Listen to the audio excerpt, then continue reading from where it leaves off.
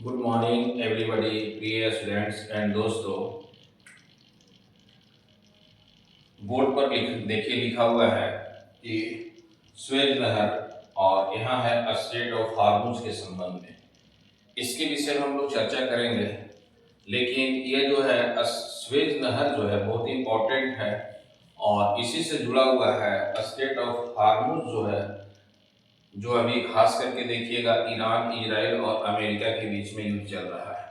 और इस युद्ध के कारण जो है अमेरिका के बीच में, ईरान के बीच में अभी शांति वार्ता पाकिस्तान के इस्लामाबाद में आयोजित किया गया था, लेकिन वह शांति वार्ता जो है सफल नहीं हो पाया।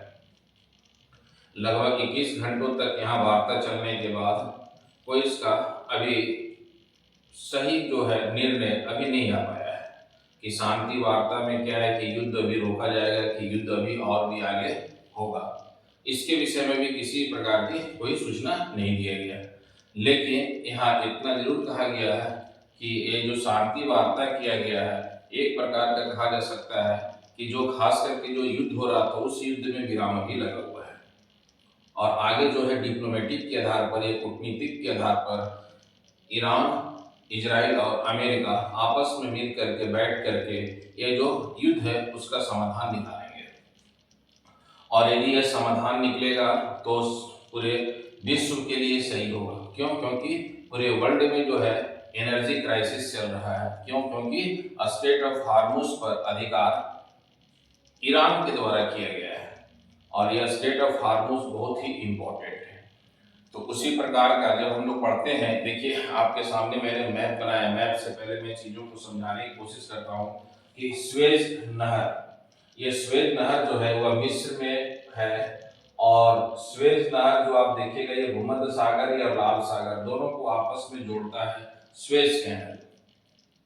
और यह स्वेज कैनल का निर्माण जो है कब शुरू हुआ है? तो यह निर्माण 1858 में शुरू हुआ था और यह बन करके तैयार हो गया, ये प्रारंभ हो गया 1869 ईस्वी में। अब यहाँ इस पर जब बनाया गया है उस पर शुरू में इसका अधिकार जो था वह ब्रिटेन और फ्रांस का इस पर अधिकार रहा था। और किस कंपनी के द्वारा यह बनाया गया था स्वेज कैनल? तो ये आपको देखिएगा universal Suez ship canal company के द्वारा बनाया गया था और इसी कंपनी को लगभग 99 वर्षों के लिए एक अधिकार भी दिया गया था कि यह जो है आपको 99 वर्षों तक इस कंपनी के पास अधिकार रहेगा और यही आपको क्या करेगा कि इसमें निर्माण भी होगा और संचालन भी किया जाएगा। अच्छा, जब आप पढ़ेंगे तो स्वेज कैनल के बनने से क्या हुआ? यह है इंडिया और यह मुंबई शहर है। स्वेज कैनल जब नहीं बना था तो स्वेज कैनल के बनने से मुंबई के बीच में और यूरोप के बीच में लगभग 7000 किलोमीटर की डिस्टेंस कम हो गया। अब क्यों? क्योंकि मुंबई से कोई भी अरब सागर से होते हुए मंदिर होते हुए लाल सागर होते हुए स्वेज कैनल को पार करके भूमध्य सागर में इंटर कर जाते हैं और ये भूमध्य सागर से आपको है अटलांटिक महासागर यूरोप में इंटर कर जाते हैं और यह बहुत इजी। पहले क्या था रूट आपको है मुंबई से जब कोई भी जाना है यूरोप को तो मुंबई से आपको अरब सागर से होते हुए अफ्रीका को पार करना पड़ता था। अफ्रीका को अटलांटिक महासागर से होते हुए अफ्रीका को पार करने के बाद आपको यूरोप में इंटर करना पड़ता था। इससे क्या होता था कि 10 से 12 दिन एक्स्ट्रा भी लगता था और यह डिस्टेंस भी काफी तय करना पड़ता था। तो अब जब यह खास करके स्वेज नहर के बनने से डिस्टेंस लगभग में 7000 में कमी आ गया। तो इसीलिए आपको है खास करके स्वेज नहर बहुत ही इंपॉर्टेंट है। और स्वेज नहर जो है पहले इस पर अधिकार ब्रिटेन और फ्रांस का बना रहा था। आपको पता है कि लगभग ब्रिटेन ने 17वीं शताब्दी से लेकर के लगभग 20वीं शताब्दी के मध्य तक लगभग ये छत्र पूरे वर्ल्ड पर अधिकार किया था लगभग 300 वर्षों तक। और ब्रिटेन पूरा सागर पर अधिकार किए हुए था क्योंकि ब्रिटेन के जितने भी सागर पर अधिकार था तभी उसने पूरे वर्ल्ड पर अधिकार किए हुए थे। तो एक समय में ब्रिटेन जो था वह साम्राज्यवादी नीति के तहत ये पूरे उपनिवेशवाद को अपना जो लगभग 2/3 भागों पर पूरे वर्ल्ड पर अधिकार किया था। लेकिन यह स्वेज नहर जो है एक समय में आप देखिएगा 1956 के बाद जो ब्रिटेन पूरे वर्ल्ड पर एक अधिकार बनाया गया था, उस एक अधिकार को स्वेज नहर के मामले में जब इंटरफेयर होगा तो उसकी शक्ति में ऑटोमेटिक कमी देखने को मिलता है। जब आप पढ़ेंगे तो आप बहुत ही इंपॉर्टेंट है, आपका है 99 वर्षों के लिए निर्माण और संचालन इस कंपनी को दिया गया था। लेकिन आप पढ़ेंगे कि गमाल अब्दुल नासिर जब वह मिस्र के राष्ट्रपति होंगे तो नील नदी पर असवान बांध का निर्माण भी करते हैं। और यह नील नदी जो है मैं यहाँ दिखाया हूँ विक्टोरिया लेक से निकलती है, और ये निकलने के बाद आपको है खास करके भूमध्य सागर में मिल जाती है। इसके अलावा अब्दुल नासिर ने स्वेज नहर का राष्ट्रीयकरण कर लिया 1956 में। जब इनके राष्ट्रीयकरण किए तो ये तीनों आपको है ब्रिटेन, फ्रांस, इजराइल के सेनाओं ने मिस्र पर हमला कर दिया और मिस्र पराजित हो गया।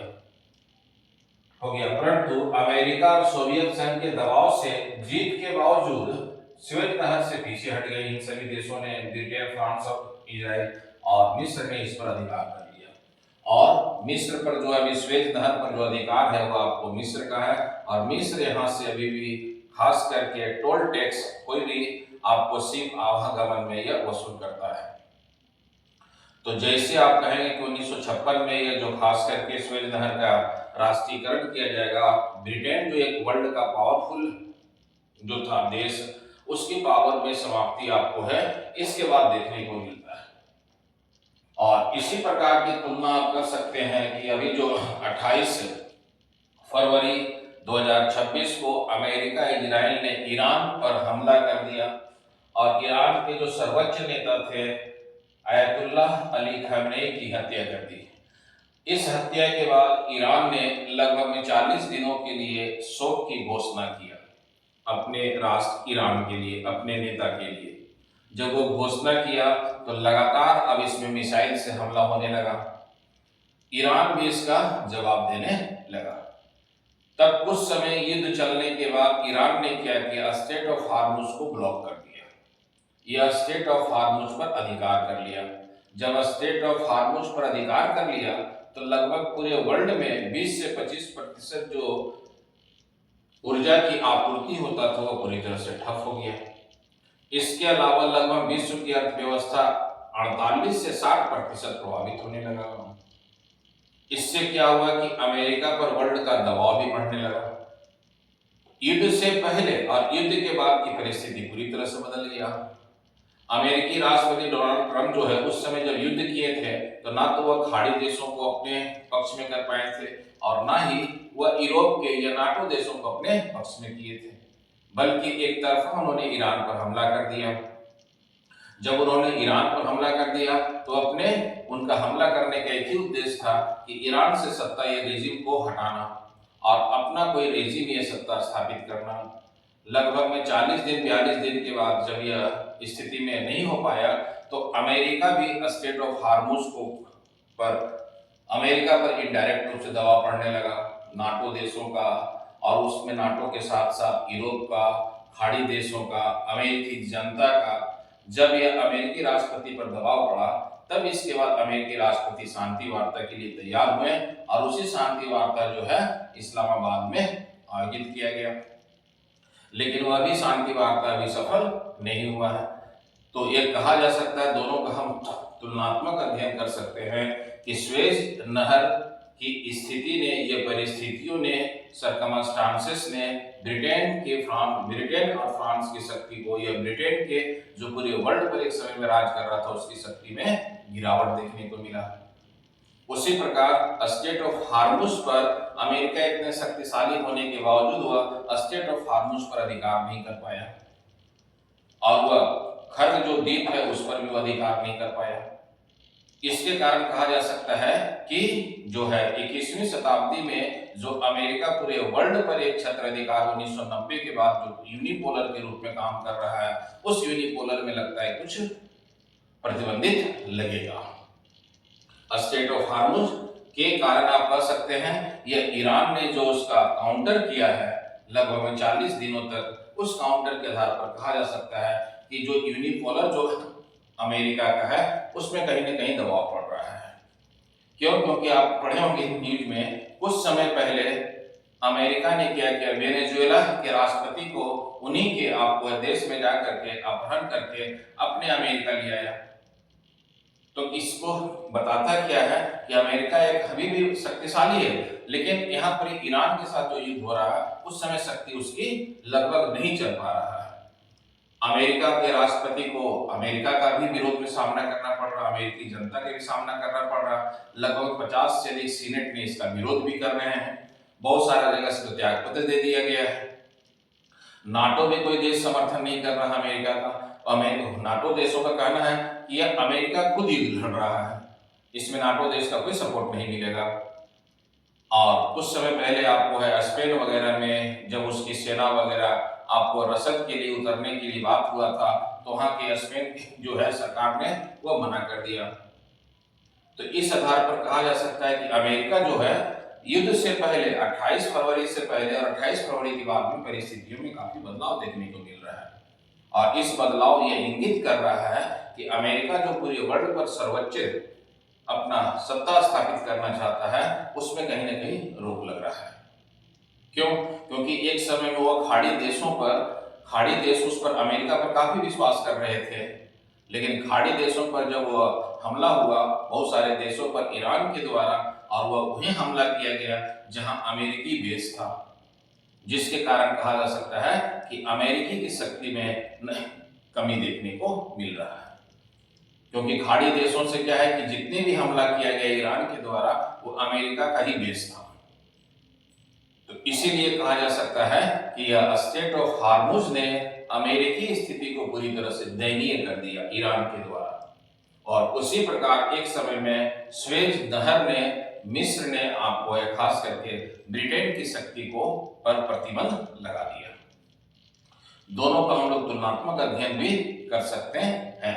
तो इसी संदर्भ में मैंने यहाँ दिखाया भी है कि अमेरिका का विरोध भी हो रहा है, नाटो, खाड़ी देश G7, यूएसए के नागरिक भी विरोध कर रहे हैं, ऑस्ट्रेलिया भी विरोध कर रहा है, लगभग सभी देशों में मिल करके अमेरिकी राष्ट्रपति डोनाल्ड ट्रंप का विरोध कर रहे हैं।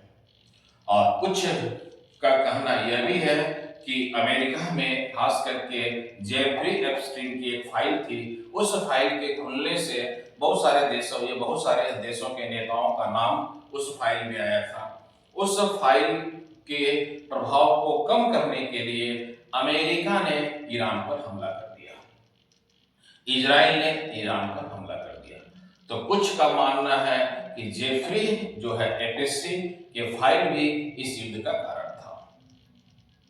तो यह आप याद रखिएगा कि अमेरिका का जो एक छत्र अधिकार है वो स्ट्रेट ऑफ हार्मुज से के आधार पर कह सकते हैं कि ईरान ने उनकी शक्ति को आपको है कम से कम किया है, काउंटर करके। जिस प्रकार एक समय में स्वेज नहर में मिस्र ने आपको है ब्रिटेन की शक्ति को प्रतिबंधित किया है। तो ये दोनों का कंपेयर अध्ययन अभी चल रहा है स्ट्रेट ऑफ हार्मुज को लेकर के। अच्छा, एक न्यूज और भी मैं बता देता हूँ। क्यों? क्योंकि यहाँ पर यह कहा जा रहा है क्या कि ईरान की सेनाओं ने लगभग यहाँ पर ही मतलब सागर के नीचे यह जल में उन लोगों ने बारूदी सुरंग लगाए हुए हैं। अब ये बारूदी सुरंग लगाए हुए हैं तो बारूदी सुरंग के लिए कहीं समस्या भी उत्पन्न हो सकता है, क्योंकि जल के बहाव से जहां बारूदी सुरंग लगाया गया है वह हट भी सकता है। इसीलिए अब यह बारूदी सुरंग जब तक नहीं हटाया जाएगा, जब तक कोई भी शिप या कोई भी जहाज अब सुरक्षित नहीं है यहाँ। तो यह सुरक्षित नहीं है, इसके लिए क्या है कि ईरान को अब यहाँ से जहां से यह बारूदी सुरंग है उसको हटाना पड़ेगा, तभी वह स्ट्रेट ऑफ हार्मुज आम नागरिकों के लिए जो यह ऊर्जा का संकट है खुलने पर समाप्त हो पाएगा।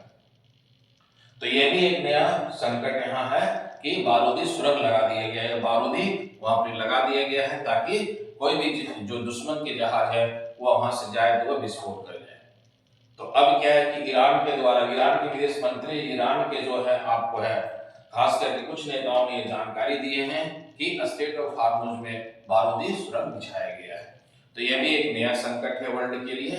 ये जब तक पूरी तरह से हटेगा नहीं वहां से, तब तक आगे आने वाले ऊर्जा के लिए और भी संकट बढ़ता जाएगा। यह करंट अफेयर से संबंधित अभी टॉपिक चल रहा है, उसी टॉपिक से जुड़ा हुआ क्वेश्चन था।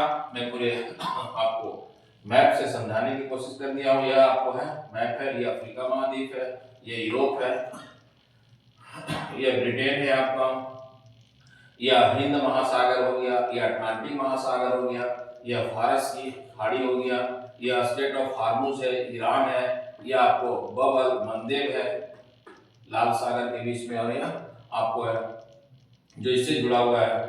अब ये भूमध्य सागर है डेविडेड से, यहाँ पे आपका जिब्राल्टर जल संधि है। तो ये क्या है कि एक तो क्या है कि बहुत सारे एग्जाम में, ऑब्जेक्टिव एग्जाम में पूछा भी गया है कि स्वेज नहर के बनने से कितने किलोमीटर का डिस्टेंस कम हो गया है, तो 7000 किलोमीटर का डिस्टेंस यहाँ कम हो गया है। इसे मैंने मैप से समझा भी दिए हैं, और ये दोनों का मैं कंपेयर भी कर रहा हूँ कि आपको स्वेज नहर और स्टेट ऑफ हार्मुज के संदर्भ में। स्वेज नहर ने ब्रिटेन की शक्ति पर प्रतिबंध लगाया, और स्टेट ऑफ हार्मुज ने अमेरिका की शक्ति पर प्रतिबंध लगता है कि लगेगा, जो सबसे इंपॉर्टेंट है। ऑल द बेस्ट, जय हिंद, जय भारत।